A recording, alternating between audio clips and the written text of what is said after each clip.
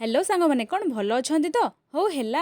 तो आसतु आज बनैबा मोर आपणकर आउ समस्तंकर प्रिय गुपचुप पानीपुरी गोलगप्पा जहाँ भी कहींपारे घरे आपण मैंने केमी पूरा दुकान परी अति सहजरे एमती पूरी बनई पारे आज ये भिडियो मु आपण मानक बतैबी कौन से रेडी तो से प्रथमे मु नॉर्मल गहमर अटा गोटे गिना नहीं आउ से गिनारे मापी आउ गोटे गिना सुजी को मुझे एड करी नॉर्मल सरुदाना सुजी को ही नेबे मने रखिबे सुजी आउ अटार क्वांटिटी आपण माने सेम ही रखिबे तापरे से गिनारे मापी गोटे गिना पानी नहीं ताकू अटारे दे भल की गोलाई देली। हाँ भल कि शुणु अटा को बास खाली गोलेबे बेसी समय ताकू चकटिबेनी ना डोटी टिके बेसी हार्ड हबो ना बेसी नरम। देखंतु मोर गोटे गिना पानी आहुरी 2 चामच पानी बळीगला बास आपण भी से अनुसार डोटी को गोलाई नेबे ताकू गोलैला परे गोटे ओदा कपड़ा घोड़े 10 रु 15 मिनिट जाए छाड़ीदेवे जहाँ द्वारा अटाटा पूरा सेट हो से टाइम भितर चलतु एपटे गुपचुप पाई खट्टा पानी आउ आलू मसला रेडी करदेबा। खट्टा पानी बनैबा आगु आमे आगो किछि धनिया पत्र आउ अल्प टिके अदार गोटे पेस्ट बनईदबा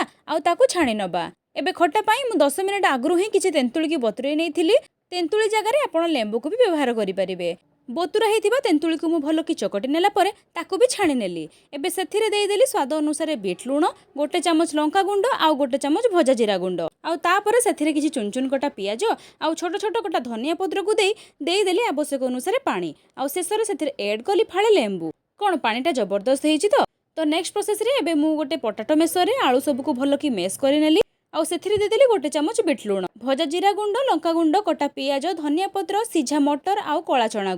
आलू चकटा एबे तो पूरा रेडी हो गला। एबे रेस्ट थिबा डो को आनी आउ टिके मिक्स करी ताकू एमिति छोट छोट भाग करि नेली आउ सेथिरु गोटे पर्सन को आनी किछि चिकनिया सरफेस रे गडे गडे समान भाव रे रोल प्रस्तुत करि देली आउ सेई रोल को सेम साइज रो काटी एमिति भाव रे गोल बनै नेली। आपण चाहिले पूरी रो साइज कम बेसी करि परिबे मु मीडियम साइज रो करिछि सबुतक गोला बनै नेला परे सेथिरे ऐड कली किछि रिफाइन तेल परे ताकू एमिति भाव रे कचि देली देले समस्तंको देहरे तेलटा सठिक भाव रे लागिबो आउ सुखिबनी। एबे गोटे बेलना पटारे गोटे गोटे करी सब पूरी को बेली देली नॉर्मल हाथ रे बेलिबे बेसी प्रेस करिवेनी आउ सब पटु थिकनेस टाकू बराबर भाव रे समान रखिबा को भूलिबेनी। हे देखंतु पूरीटा ना बेसी मोटा हबो ना बेसी पतला एमिति भाव रे पूरी को बेलिला परे गोटे ओदा कपड़ा रे रखिबे जेमिति पूरी रो तळ पोर्शनटा टिके ओदा रहिबो आउ ऊपर भागटा टिके सुखि जिवो। हां पूरी बेलिबा टाइम रे भी तळ पोर्शनटा को तळे रखिकी ही बेलिबे